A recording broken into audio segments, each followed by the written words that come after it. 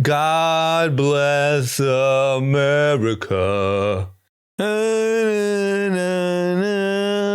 I mean, today was just America Day. No matter where you fall on the spectrum. Yep. Not talking about Elon.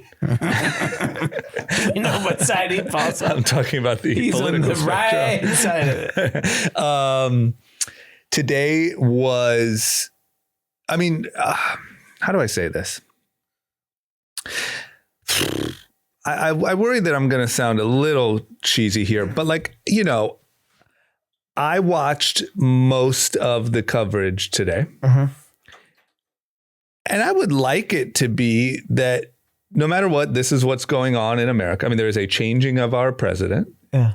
And there's like the whole ceremony of it all, you know, like the getting out of the limo and the shaking the hand and the this, and then you go to here. And then even Donald Trump giving his, victory speech, inauguration speech, and like Obama and George Bush and the Clintons and everyone's right behind him. But just, you know, the entire world was watching today. So ever since I was like a little kid, I was very much into politics, and I was always interested in elections and presidencies. And I don't think I actually formed like a political view till probably after college, to be honest. Like, honestly, when I was like 14, I thought Ronald Reagan was the greatest president. Yeah. Because that was the president of my first 8 years of life. Right. And I was like, oh, Ronald Reagan. Yeah, he's great. Great guy. Right. And so I've always had like a very deep interest in politics. Do your kids have that or no? What? Do your kids have What's that? Interesting is I actually made my kids watch a part of the inauguration today. Yeah. And I try to explain to them what's going on. There's a new president. He's official first day today. Right. He's going to speak. The previous president, Joe Biden, is leaving. And I try to explain to him because I remember vividly as a child, the kind of those moments were like important to me. Like I got really into it as a child. And I mean, I think I ran for student body president when I was in 5th grade, and in junior high I ran. Like I was very much into like even just student politics. Right. So it was very important for me to be engaged. And then this is the first time my oldest was aware of what's going on. He had heard the name Trump and president. I was like, all right, let's watch it. Right. So we watched it, and he was asking questions and didn't really know what's going on, but he got it that there was a new president. Right. But it is a very like, it is a very touching day if you're like prideful person. Right. You know, they're singing the national anthem, God Bless America. Yeah. The military. Yeah. It feels like you're in a special place. And you also just know that like, you know, we are the leading country in the world. And like what is happening today is watched and analyzed by the whole world. Everybody. And to be fair, like no matter who the president's been in my time of being aware of it, I've always paid attention to it. Yeah. And it was always felt special. Yeah. And I do think like, you know, if you pay attention to the news, they always talk about peaceful transition to power. Yeah. Which sounds kind of like whatever, not a big deal, but in most countries, that's not how it goes down. No. It's like, we're going to gun this motherfucker down. Yes. It's like Juice WRLD transition to power. Yeah, it's crazy. Yes. You know what I mean? Like, we're going to take out whoever we have to do. Yeah. And if it happens, it happens. If it doesn't. But here it's this like nice ceremony. Like, well, even blew my mind. I guess also as I get older, like the things I pay attention to change. And like, it's pretty wild that Trump gave his speech and Biden and Kamala have to sit right behind him. Yeah. And he's, you know, he was pretty mellow in his inauguration speech, but like still he turned it up. Yeah. He's talking about like, you know, today is a new day, golden era.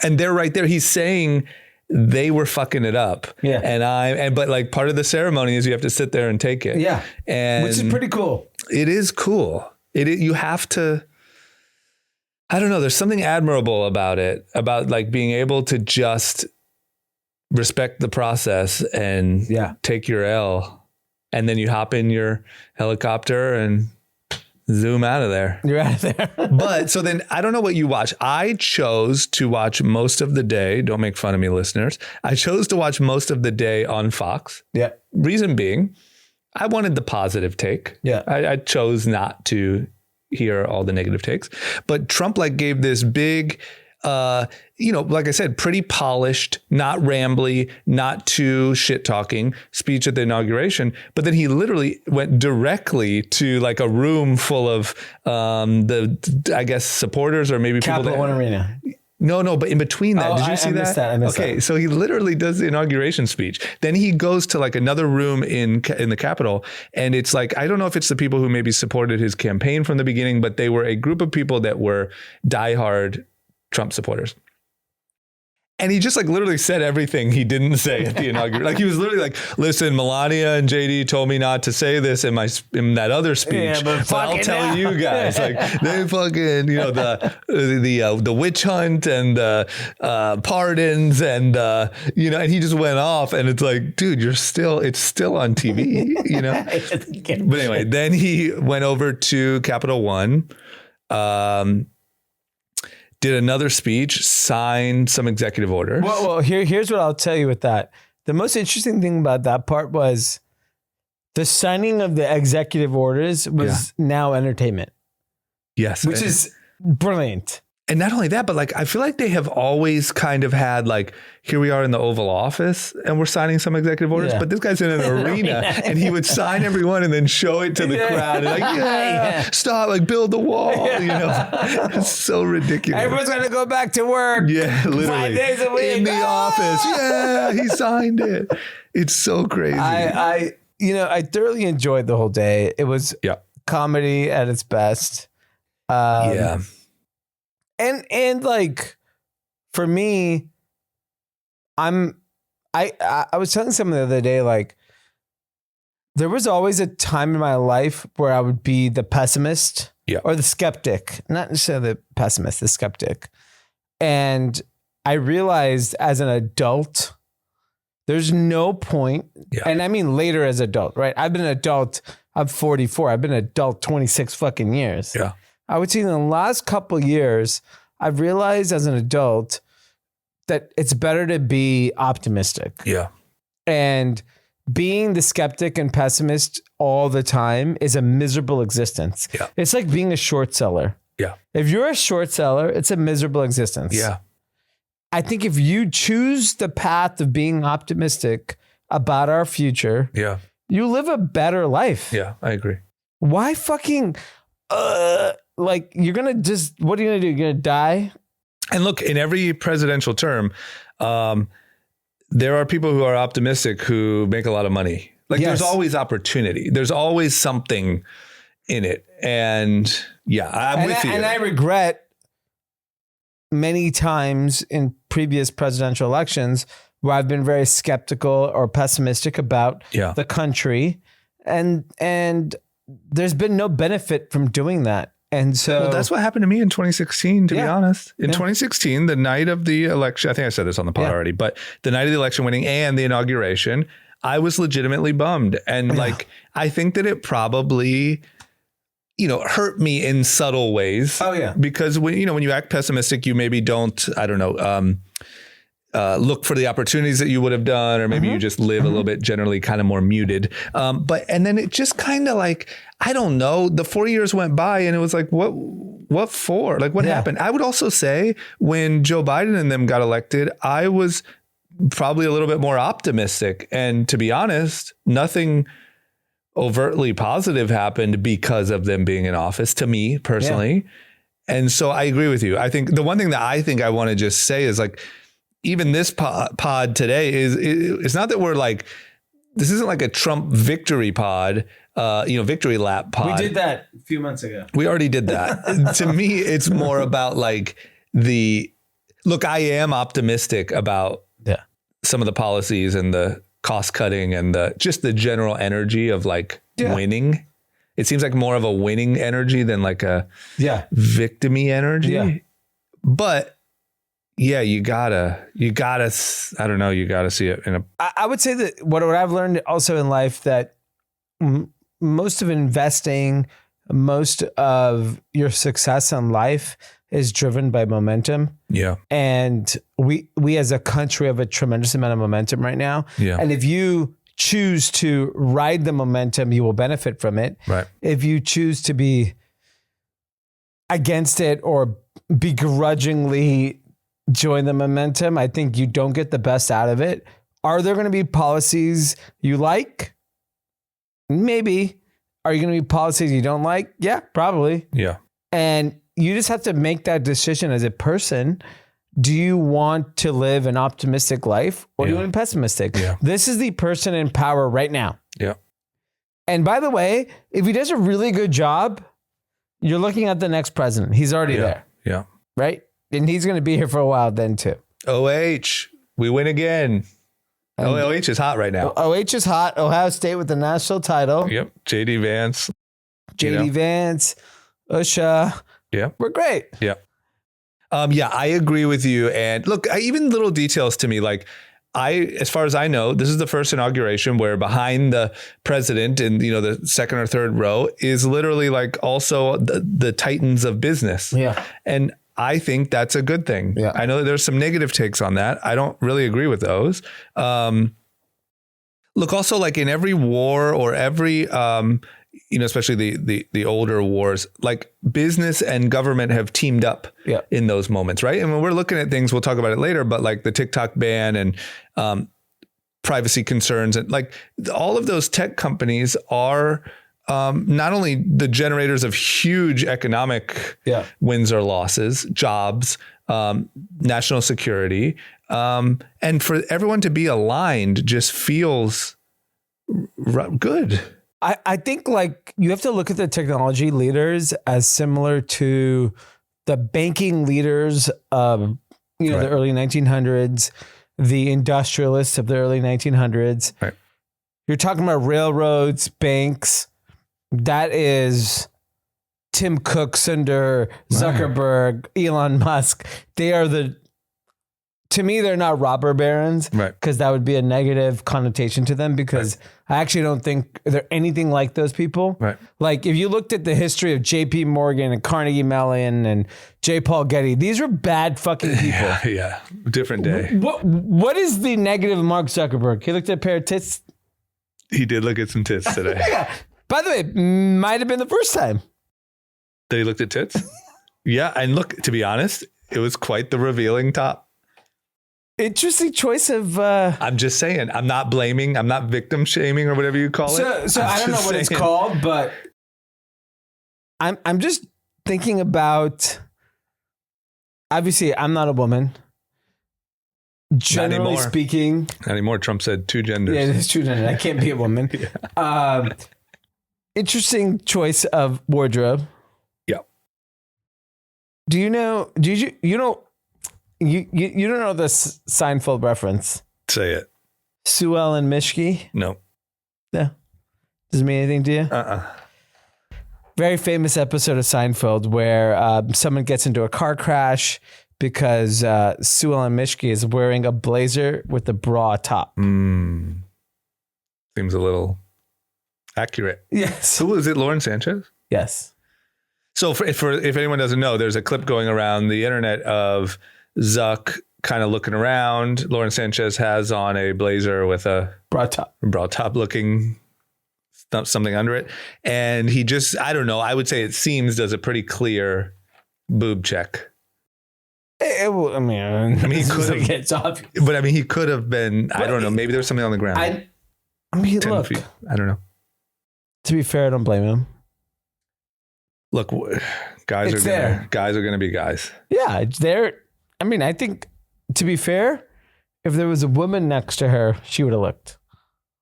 Fair. A woman. Also, he was on camera for, 12 straight hours. Yeah. He did 1 boob check. So you had Mark Zuckerberg, you have Jeff Bezos, Lauren Sanchez, Sundar, Elon Musk. I saw Alexander Arnault. Mm-hmm. I saw Vivek, who's now kicked out of Doge. Yeah, funny. I saw just in that like clear, the first shot. Yeah. Obviously, if you panned out, there was a lot of other people. Yeah. It was who's who of America. Right. But that feels, I don't know, man. That feels good. It feels good. I just don't see a valid point other than negativity why it shouldn't be that way. Like, why do you want a government that says, I don't know, we should look into that guy, and there's investigations and there's communism. Right. Here's the thing is I think there's if you think about the brainwashing of the average person in America, we used to look up to leaders of society. Mm-hmm. Now we look at them as evil. That took like 20 years of pounding that into people's head. Right. That they are, we stopped celebrating our best. Right. A very long time ago. Right, which is weird. Yeah. Right. And I think we'll go back to that now. Like it feels like that momentum. And whether people want to believe it or not, the people that young people look up to is not what older people look up to. Right. I don't know who older people look up to. Like I am an older person. Yeah. And I look up to you still look up to Zuckerberg and Elon Musk and Sundar and all those people. I look even everyone who was up there. Right. To me, they're inspiring people that I'll continue to look up to because they've done stuff that no one else has done. Yeah. So I think like it is. I'm just a believer that you have to be optimistic, right? No matter. By the way, like if Harris had won, and I probably would have been bitter, but I would have, just because I feel like I'm a lot more mature now, I would have found the optimism in it, right, and figured out a way to be positive about it. Right. But I think if you're upset today, you really have to like ride the wave. It's just no point in being upset. Yeah, there's just not. It's not gonna. Here's how I would do it. You know me as a sports fan. Yep. I'm a front runner. Yes. I've been riding Patrick Mahomes for the last 2 years. Yep. I'm probably going to get another Super Bowl out of him this year. Right. And if you don't, you'll switch. I'll get a 3-peat. Yeah. But if not, I'll get a 1-peat. No, but I mean, like by the time if they don't make it to they don't make it to the Super Bowl, you'll get a new 1-peat. Yeah, I'll get a 1-peat. Yeah. And I realize that as a sports fan, it sucks to lose. Yeah. And what is my loyalty really to? Because I was born in some city and I have to be loyal to that. Yeah. Right. There's no difference to me. Yeah. And I have now come to the conclusion that I'd rather ride momentum. Yeah. Because it makes me feel good. Yeah, why not? I'm not mad at you about that quality of yours. I actually admire your ability to truly do it. Like to honestly walk into a game rooting for one team and leave happy that the other team won. Yeah. You've done that before. Yeah. And you're genuinely happy. Genuinely. Yeah. Like, oh my God, I can't believe we did it. We waited 23 years for this. They counted us out. They didn't think we'd do it. Yeah. Yeah, I agree with you, man. I don't know. I don't want to also sound like we're trying to like cater to the negativity or anything. I just think, look, at the end of the day, I think number one, today was pretty.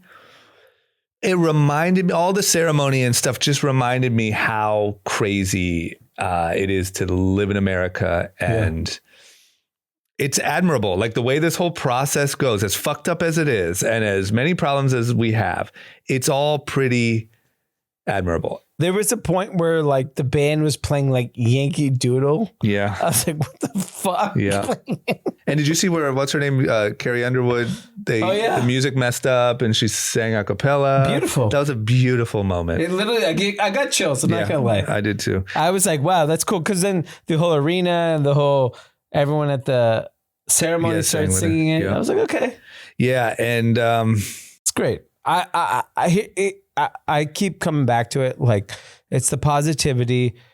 There's going to be a lot of opportunity if you want to take advantage of it. If you choose not to take advantage of it, that's ultimately on you. And if you decide to be angry and be mad that your candidate didn't win, right, that's on you. But like, we dropped a lot of executive orders today. There's a lot of executive. I mean, this guy did executive orders at Capital One, executive orders in the Oval Office. I think he did a couple of random executive orders. This guy was just... he was like Oprah throwing out cars, you know, the famous clip. You get an executive order. You get an executive order. And he was just signing and throwing that. Did you see where he started throwing the pens into the crowd? It was just, I mean, look, once again, I've said it a million times. I'll keep saying it. For two guys, and Anand couldn't make it tonight, unrelated to Inauguration Day, but for three guys who make a podcast about current events and news. I mean, we got 4 years of blockbuster entertainment. And even Anand, who hates Trump and is legitimately bummed that Trump won, watched more Trump speeches during his presidential term than anyone I know. Yeah. He couldn't help it. Yeah. Every time Trump would do a speech, which seemed like twice a day, Anand was glued to the TV. Yeah. And so for entertainment purposes, it started today with fucking all these executive orders. Anything you love of the executive orders? I have a story for you. Yeah, while you're telling it, I'll think of my favorite. I've had goods stuck in the Panama Canal for the last 2 weeks. Really? Yes. Not anymore. And it's been a pain to get it out. Literally 3 hours ago. That's ours now. Our head of operations calls me and was like, "It's out." No. And I was like, and I don't know if anything to do with Trump or not, but he's like, "Trump got it released." That's just the energy. If you're riding that energy, that's the energy. It's like hostages. Yeah. I forget what else there was. Whatever, Panama Canal. There was something else. Oh, like you see the stuff going on at the border. Look, I have no fucking idea what's going on at the border, but it seems like people are just turning around and heading home. Like, people are just deporting themselves. It's just like, it seems like just the energy is. It's blockbuster. I think, like, to your point, there's a lot of things that on the executive order side, whether it was mandating every federal worker to come to work. That's a really good one. I have my favorite. Let me just say before you get to it is I think my favorite was, there was something, I don't even know how this is an executive order, but about free speech and against government censorship. Yes. So I don't know exactly how you enforce that in an executive order. I don't know, but sounded great. Yeah. I think that to me is like one of the biggest. Look, the reason why I got to this point where we're talking about Trump like this is because I sort of believed all of the like media narrative. Yep. And then because of really Twitter and podcasts, I started to learn like, oh, wait a minute, that's not what he actually said, or that's not how that speech actually went. And like, it's just scary to think what could happen if you just only had the mainstream media. Well, what's interesting is and this debate will be on for a while. Elon, when he spoke today, said, "Oh, my heart to you." Yeah, but he did a little bit of a Hitler vibe. That was Hitler's favorite saying. I think. My heart to you. Yeah, and but the media did their bullshit again. I gotta say. I ended up watching it because I was like, "Whoa!" It looked really to bad. Me, like anything Hitler is like off limit to me. Like, I mean, there's like one thing you can't do with your hand and arm, you know? So I'm gonna, here's my one public Elon pass, that it's like an Aspergery type vibe. But also, I don't want to go back to 20. Look, do we honestly think, he hates Jews? Like, you should have stopped for a second and been like, whoa. Sorry, that was awkward. You know, instead he did it twice. But he did say, from my heart goes out to you. Yeah. And that was his weird sign that he somehow was shooting his heart out to people. And it is stupid. But like, do we honestly think I think he has to like denounce it though. I agree. I do agree with you. I think if he doesn't denounce it, like it does cause a problem. In my opinion. He should absolutely denounce it. And what I wish he would have done is in that moment been like, whoa, let me do that a different way. Like I wish he would have just, obviously, that felt a little weird, but like, are we going to really run with like, oh, now that Trump's elected, Elon Musk if you watch the inauguration, Trump's is obviously very pro-Israel. And also, like, why are we letting ourselves get like duped by this again? What you're believing is that Elon has been hiding it this whole time and chose to now reveal that he is a Nazi and truly reveal it. Because he might as well have ripped open his shirt and had a swastika on it, right? Like that's what so you're going to now mentally carry that weight of like, damn, the world's richest dude is fucking Adolf 2.0. Like, well, come on, man. Yeah. Like that's fair. It's funny is the ADL came out and actually said it's not what we actually don't believe this is an issue. A lot of organizations came out actually and said this is not an issue. But I agree. He should say something. He should say something. I don't think he will because of ego. Right. And I think the media will keep running with it. Yeah. And I think a lot of people have ran with it. And because I've gotten a lot of texts about it, I don't think it's an issue. I don't think he meant it in a way to insinuate that he's supportive of Nazi Germany. Right. Because that would be insanity. Like the craziest thing ever. You know? Like picture the world where it's like, oh shit, Trump won. They had a whole portion of Capital One Arena dedicated to the hostages, and Steve Witkoff came out and spoke and how much Trump has supported Israel and like. Right. I mean, look, I do think it's tasteful to address it. Yeah. But come on, man, we can't fall for this again. Yeah. You know, it was Trump's a Nazi. It was people were calling the that thing where Tony Hinchcliffe said the Puerto Rico joke a Nazi rally. You know, one of my biggest things that drives me nuts is that a lot of the Democratic media and even people like said that was a Nazi rally and that Trump was like Hitler. Yep. And even Obama, leading up to the election, said, you know, the fine people thing, fine people on both sides. And then you see these videos of like Obama and Trump kind of laughing at Jimmy Carter's funeral. And to be honest, everyone behind Trump at his inauguration speech, all the Democrats, and it's like, okay, so now you're supportive of Hitler? Yeah. Like what? Either the guy is Hitler and you should not be sitting next to him. You should refuse all appearances. Yep. Or that was really wild what you did.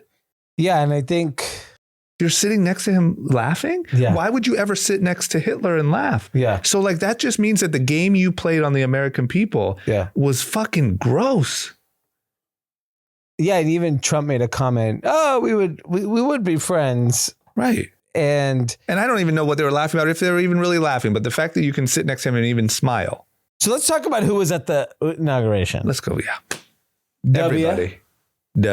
W was there. Some of who wasn't there. We'll get there. Yeah, okay. We'll get there. George. W was wife there? I didn't see W's wife. I think she was. Okay. I don't remember exactly, but I think she was. Okay. Billy. Slick Willie. Slick Bill. Slick Willie was there. Wifey was there. Yeah. Hillary. Yeah. Obviously Biden and Melania. Biden and Jill. And Jill and Kamala. Kamala's there. Her husband was there. Yep. Barry. Yep. Mary. His wife. Solo. All weekend. Didn't she skip? She skipped Jimmy Carter's funeral too. Yeah. Is she maybe believes the Hitler stuff. I respect it. That she's not there? Look, if you think the guy is the worst dude in the world, you shouldn't show up. Yeah. If you show up, like I'm not even mad at it. Like in a way I am. I think it's silly, but if that's what if she. Maybe they're on the outs. No Pelosi. She wasn't there? No. Pelosi did some trades though. Still got to make that money. Still got to ride that momentum. Everything we were just talking about. She did some call options on Google, call options on NVIDIA, Vista Energy. Yep. There was another company she did some call-ups. That's my advice to, I think, any of our listeners that are upset Just today. ride the wave. Is be like Pelosi. Yeah. Fuck it. Don't show up, but ride the wave. Yeah. Pelosi's not going to let it affect her bank account. Pelosi did not buy a put on anything.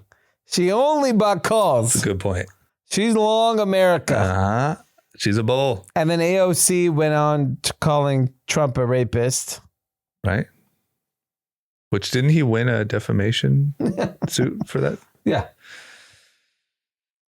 It's just, I think. Did you watch CNN at all? Because I watched both. No.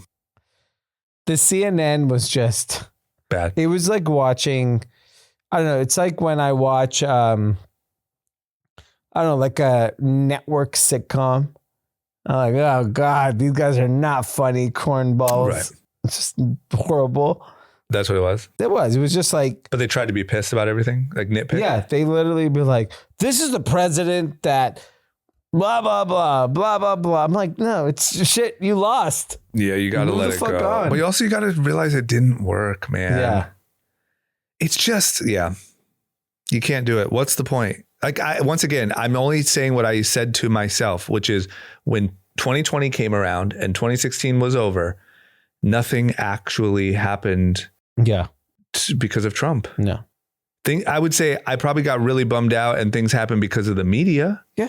But nothing that Trump actually did impacted me in a negative way.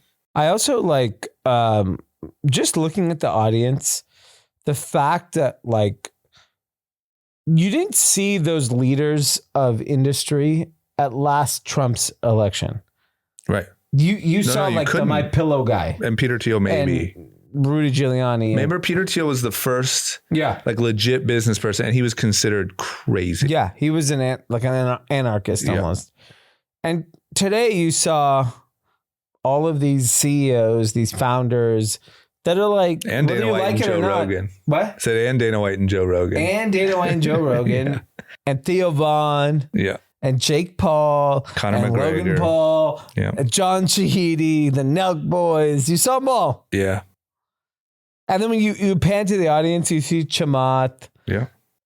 You had all of these people that like probably 8 years ago were Democrats. Oh, for sure. Most of them. Yeah. And you also didn't see, like there wasn't like protests and stuff. No. They said that last year people were like arrested and, or not last year, 2016, people were arrested. On the street. Yeah. I do think they moved everything inside because of a security threat. You think the Cole was fake news? Fake news. Oh, that's okay. I like that theory. I think it was too risky. God forbid something happened. Yeah. I agree with you. And apparently there was some like funny business. It didn't seem very reliable, but I saw on Twitter, like just the way that they were treated, like the Secret Service followed. Trump takes a plane that looks like Air Force One from Florida to DC for the inauguration. No more Trump Force One. And like apparently the Secret Service followed the plane out on the tarmac, which they don't normally do. Like apparently they were just like super high level. Yeah, I believe it. Look, at the end of the day, he's also a wild card, and you add the intensity of security. It's a scary situation. Well, and think about all the other, Iran and all the places that really don't want him to be president. No, I was curious if this day would come. To be honest with you, I thought there was a chance he didn't make it. Did he smoke him out? To the inauguration, yeah. Especially after Butler. I was like, damn, that was try number one. They're going to get him. So we got a handful of executive orders today. Yep. I'm sure we'll get a lot tomorrow. I think the big thing that's going to happen tomorrow, which is now publicly known, is that ICE, the Immigration Service, will start deporting criminal, illegal immigrants tomorrow in all of the big cities. Chicago is target number one. And are they going to start? Are they pulling people out of jail and sending them? I think they're just, I don't know how they're going about it. Right. But I wonder, because there has to be people locked up right now. Or maybe not, because most of the cities just let them out. Yeah, exactly. Right. Who's locking anyone out? Right. I think they have a hit list of people. Mm-hmm. And I think they're going to go after them right away. I don't know if you heard in Vermont, there was a border patrol person that was shot in the neck and killed today. Trying to enforce some sort of. Yeah. So that's not going to help the play cause over well. Right. So I think that will be the news of the day tomorrow. You're going to see people deported tomorrow. The southern border will have military on the south. Right. That will be the thing that, drives the news. Yeah. I think for the next day or two. I also think you'll see more discussion on this TikTok ban, which was blockbuster news over the weekend. I mean, what a silly. So it got TikTok shut down. Yeah. And you got the notice. I Yeah. quickly logged on to see the notice that it's been shut down. Then 6 hours later, that said President Trump has said it's okay. Great marketing for Trump. Unbelievable marketing for Trump. But also there was 10 trends. Like the goodbye TikTok moment. Yeah, it was good. For that last day was a big moment. Yes. And I was shocked that everyone played into it. It was really funny. Yeah. So it got shut down for, a few hours. Yeah. Trump comes back and gives it a little life. Yep. It's getting shut the fuck down. I don't think so. So the 90 days. The option Trump gave was that the US government owns 50% of it. Yeah. Everyone makes a lot of money and the US government protects the interest of the American people. Right. Love it. Why not? China owns the other half. Why don't we own this half? But no, there's no response to that. You're just saying that's the proposal. He said on Truth Social. That's what he suggested. Then if we were to go down that path, we know, at this point, the argument that it is free speech is fucking the dumbest thing I've ever heard. Yeah. It is not about free speech. There's a reason why they have not sold it. If it was about money, which in 99 out of 100 times, running a business is about money. Yeah. What do you do when you can monetize the business? You sell it. Yeah. If TikTok came out and said, all right, Elon, you want to fucking own it? Yeah. $300 billion. Yeah. You would sell it. By the way, all the investors would say yes. Yeah. It's obscene return. Yeah. But they're not. Yeah. Instead, they're like, no, we'd rather shut down. Yeah. So if you as a user can't figure that out because you're just addicted. Yeah. Most users, they're addicted. It's cocaine. Yeah. Yeah. It really is. You're right. You're addicted to it. Yeah. There's a reason why they don't want anyone else to have the secret sauce. Yeah. Because they've been fucking around with all this information. Yeah. So my belief is that we have the 90 days that Trump will give it. Yeah. The option is to partner with the United States government. Yeah. That ain't going to happen. The option is to sell it completely. That's not going to happen. Not going to happen. Zero chance. Instead, I think what it is that China uses as leverage. We will shut down TikTok. You give us, don't do the tariffs. What's worth more? The tariffs. Right. To be honest with you, I think Trump cares a lot about being liked. And I think you also saw, I think it was so dumb. I can't wrap my head around. Tell me if you have a take on this. Why would the Biden administration shut it down on the 19th and give Trump the win in public? The majority of the public. I think they just don't want to deal with it. That's what it was. But why wouldn't you? It's too complex because there's a lot of American investors. But even say then, okay, we're going to ban it on July 30th. Why give Trump that victory? He had such a victory right there. With maybe public because he perception. could have easily just banned it. Right. But so anyway, my point is, I just think that he, when you saw, like, I think the reaction, look, unfortunately, the majority of the population doesn't understand why TikTok is a risk. Yeah. They just don't. Yeah. So now this free speech narrative has caught on. Most people just believe that because why else? Or they believe that like, oh, Facebook wants it shut down because it's competitive. Yeah. They don't understand the real threat. Yeah. So it's such a public, it's a PR, it's a tough PR move. I mean, to me, if I'm Trump, the most important thing you can do is fight inflation. Right. If you fight it, who gives a fuck about TikTok? Yeah. It's just the way you see, like when you see on the news, the media can make things look however they want. And when you see on the news, like, oh, I'm a independent business owner and now I make $10 million a year off a TikTok shop and they're going to take it away from me. It just looks bad. Yeah, I agree. But there are some basic laws that Trump cannot go around because it is upheld by the Supreme Court. Yeah. All he can do is give 90 days for TikTok to figure it out. If TikTok goes down the path of like, all right, fine, we'll sell it to XYZ, that's different. Right. But that's not. They're not going to do that. But I wonder if there's a way where they could feel like they did that, but they still have their secrets. Yeah. I don't know who they can sell it to feel like they still have that. Because there's not that many people that can sell it to either who have that kind of cash. I know. Yeah, I don't know. I'm just betting it won't get shut down just based on... It's too big to fail. Yeah. And I think that Trump loves it. And I think that a lot of young people love it. And Trump just got really good marketing. They also just, gave him a little kudos by putting his name on all of the, alerts that everyone got. And I think even when you look at the inauguration coverage and stuff on TikTok, it's all pretty positive. And... I think he has a soft spot. I think he does. I don't think he has control. Yeah, that's fair. I think it's a wrap. And I think it's important for the American people to also realize you don't get everything you want. Yeah. Well, I think that's important.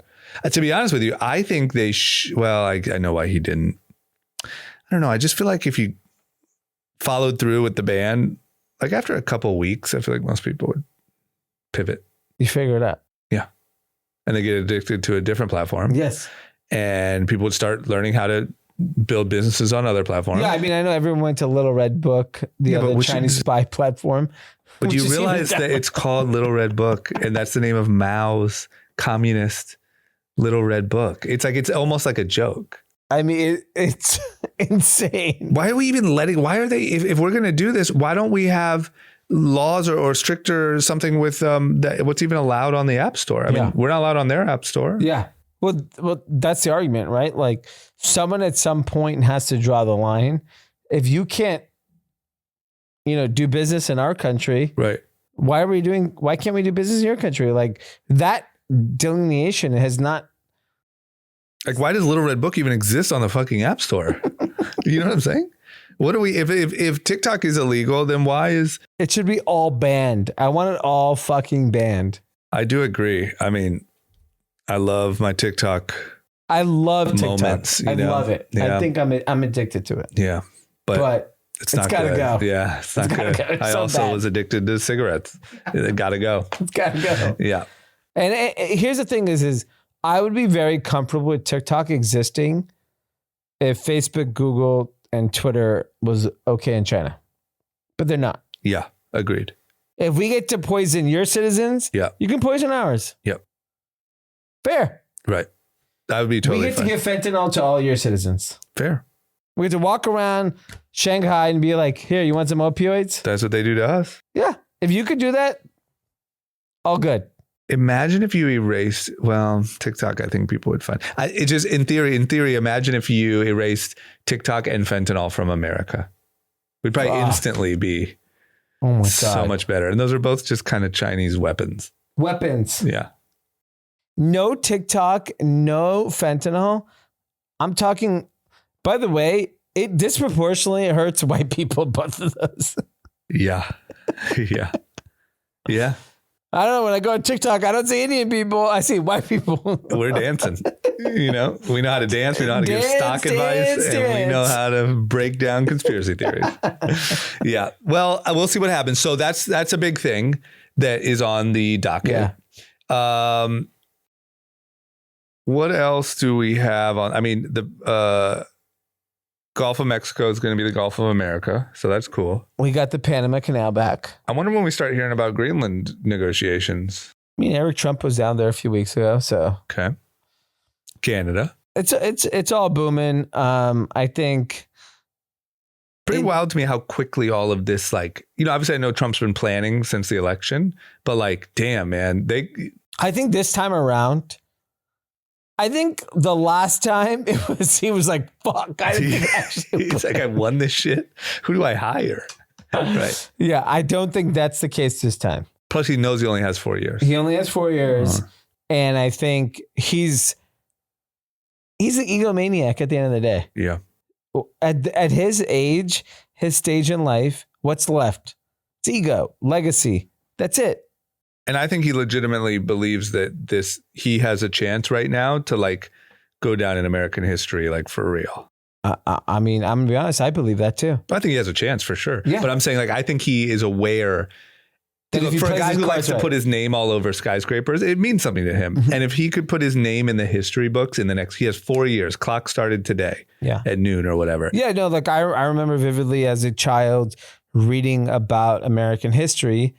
And FDR was the president that like made a lasting impact on America. Yeah. That like very few presidents have. Like no one talks about Grover fucking Cleveland. Yeah. Right. Like or all these other random presidents. Right. They're FDR. Like Donald Trump could be like that. Yeah. Like, and I think he's aware. I don't know. Probably everyone who gets in office probably thinks that. I think he is like more driven to do that. Yeah. Ego. Yeah. Just ego. Yeah, I agree. Let it feed his ego and let's see what happens. Yeah, in this case, that ego could be good. It just surprised me that like, man, day one, like to think about like 4 years of like no kind of an adversarial relationship between Border Patrol and the government to like tomorrow troops and walls and fucking nets and whatever the fuck you need is there is just like, whoa, like it's pretty crazy. I think the next 4 days are going to be blockbuster for the world. Yeah. Like imagine negotiations in Israel. Imagine Ukraine. This guy, Putin, I'm sure there'll be an announcement about Ukraine probably by the end of the week. Executive order. Yeah. Putin, stand down. You can have Crimea. Whatever the fuck. You know what I'm saying? It's crazy. It's good. I like I said, I'm optimistic. I'm excited to see what happens. I'm also really wanted to touch on really quickly our friend Michael Mente. Yes, co-founder and CEO of Revolve, came through with a mega $1 million donation. Personal donation for the wildfire relief in Los Angeles. So they have an email. Do we have the email? I think check Josh, check look at Mike or Rice's Instagram. Yeah. It's basically to support all the people that kind of went through that, and they even set up an an email address where you can submit all your information and what happened, get clothes and get they're help. also doing a free shop. You saw that? Yeah, Revolve free shop, I think it's called. So look, I mean, number one, make sure you follow Revolve. Yeah. Especially if you're in LA and impacted by this stuff, because they're doing a lot. Michael's doing this personal giveaway. Revolve is doing free clothes. And then we're looking up the email but I mean, props to Michael. Yeah. Big. And it's cool because like, I think a lot of people who grew up here have like a really soft spot for the city. And if you live here right now, shit's fucked. Yeah. It's for crazy. A lot of people. I mean, we just left watching the game, the OSU game. And like I heard multiple people talking about how many people lost homes. And I mean, it's just. I mean, every day I hear a friend that I had no idea had a home in Altadena. Yeah. No idea I had a home in Palisades. Yeah. They lost their whole house. It's so crazy. Their family home, clothes, everything. So it's incredible. What is it, Josh? What's going on? The email, if you need help to reach out, is ilovela@revolve.com. There we go. Yeah, it is so many people. I think, like I want to, I don't know when the time is right, but I want to like see it because I think it's like way grander than we can wrap our head around. You like drive it. To see the damage. Yeah. Because I think it's probably so much. Devastating. Yeah. Probably. And by the way, like it probably is something that everyone needs to do to just appreciate what the hell happened. That's what I'm saying. Because it's hard to, like, we see obviously a lot of pictures. We've been down there a lot, but it's hard to see from like pictures of rubble what that was. But going there with the comparison of, having been there a lot of times. Yeah. So shout out to Michael. Huge move to support the city. He wrote a thing about growing up here and starting his business here. And it's just a really cool thing. It's incredible. What else we got? You want to get to Pardon City? Everyone's pardoned. So everyone's pardoned. So the crime, if you listen. I think the thing about the pardons. So if you had told me Donald Trump was going to pardon all the January 6th people. Yeah, it's kind of a little bit crazy depending on what you did. If you were just like an idiot who hopped the wall, I'm okay. Right. If you like beat the shit out of someone, I would not be okay with it. A little different. I've seen some clips. I know that some people, it's a contentious issue, the J6 thing, but I've seen some clips that people look kind of guilty. Yes. I think if you told me those people were pardoned, I'd be pretty pissed off. But didn't he pardon all of them? All of them. Right. But then I saw Sleepy came in hot and heavy during the inauguration speech. A little pre-pardon. He pre-pardoned everyone he's ever met. He's like, that lady I met last week at the, the ball game. She's cool. So if your last name is Biden, you're pardoned. Yep. Okay. True. Done. Yep. Fauci. Which, can I just ask you? Dummy question, maybe. Yeah. So if your last name is Biden, you're pre-pardoned. That's clemency, right? Yeah. Does that mean that, like, when Trump left office, he didn't give clemency to Barron? Yeah. So does that make you think, if you're thinking just common sense, is the whole family like kind of in on some sort of enterprise? I know the joke Biden was crime family, right? Yeah. Like, is that? Let me ask you a question. Like, why you got to pardon your like son-in-law? And if you have the answer to this question, please DM me. Mm-hmm. Joe Biden is a career politician. Yeah. Who's made probably somewhere between 150 grand and 500 grand a year. Yeah. He's leaving office with $100 million. Yep.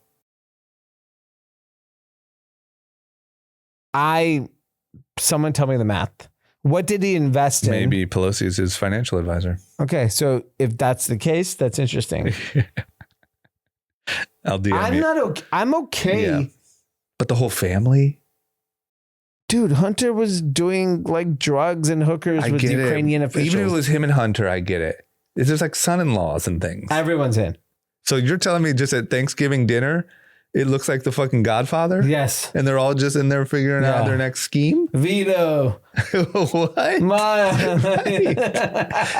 You're telling, Gianni, Vito, everyone fucking parted. That's crazy. Okay, so then the next one that you said was Fauci, which I got to be honest too here. The Fauci one makes me even more paranoid about the whole like vaccine thing. Oh yeah, come on. We know everything, all the conspiracies everyone said that you were a psycho person for saying. Yeah. Why is Fauci getting pardoned? Like, do you remember even not that long ago when Elon wrote the tweet, my pronouns are prosecute Fauci. I'll be honest with you. In that moment, forget the pronoun thing. When he wrote prosecute Fauci, I was like, what? Yeah. Like, what did Fauci do that was illegal? You could think he was annoying. You could say like, but what did he do that was illegal?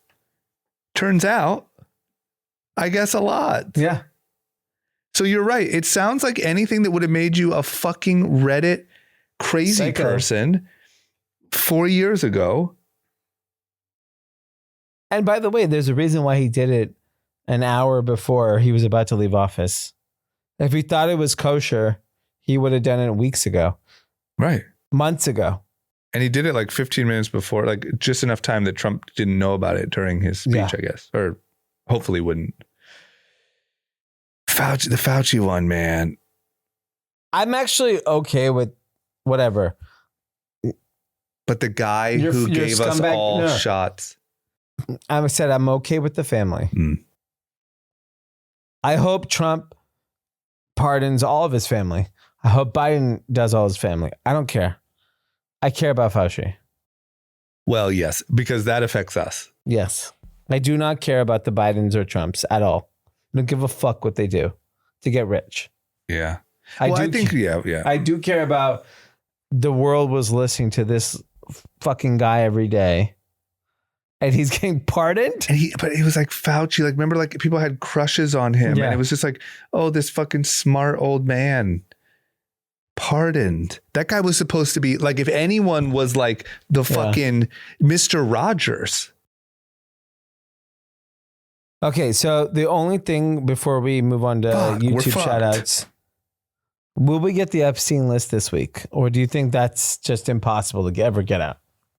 I don't think it ever gets out. I think maybe we get JFK or MLK files. Because it's just so far removed. Like Epstein lists will probably come out when Barron Trump is president. Because it's like 100 years removed. Yeah, I think you're right. I think my opinion is, I think it's probably just too dangerous. Deep. Yeah. And I think even Trump, like, it's like, ugh, he's gonna look at the list like, the fuck, but I need that guy. You know, like it's just, I think it's probably too deep. Yeah. So we're never seeing that. I don't think so. But I think I think Barron releases it on his first day. Yeah. But hopefully we're alive to see it. Yeah. But I think you get like a JFK or a MLK. Yeah, because just everyone's so far removed. Yeah, and I think that there's an energy. Yeah, I think there's an energy of like truth and transparency that is good marketing. You could just throw everyone a bone. Yeah. Who gives a shit about JFK? Who shot him? Like, no one currently gives a shit. Well, also, it's like, hey, it was the CIA. Yeah. All right. Duh, big surprise. Yeah. But Epstein is like, oh, no, it's like your favorite movie star or your favorite. Well, that's the Diddy files. If you release the Diddy files and the Epstein files, America crumbles. Yeah. Yeah, that's why they won't release it then. Yeah. God, the other thing that I saw was, is it true? This was in our group chat that Biden pardoned like significantly more people than any president in history. Yeah. Like by like Hundreds. Over 2x. Yeah. This is what I just want to finish with this. Then we can move off the pardons. The reason it fucking pisses me off is because the Fauci thing is different. That scares me. But the family and everything else is just like, dude, I get it. Politics is slimy. Everyone pardons people. Yep. I get it. Yep. But they acted so high and mighty. Yeah. And they acted like this guy. Well, that's a Democratic playbook. But their whole marketing, their biggest bullet for Trump, no pun intended, was convicted felon. Yeah. And look at how corrupt and it doesn't work. Ugh. Okay. What else? All right. We got some comments. Okay. Woo. The first one was from Niraj Shukla. Mad props to Zach for not ruining the episode.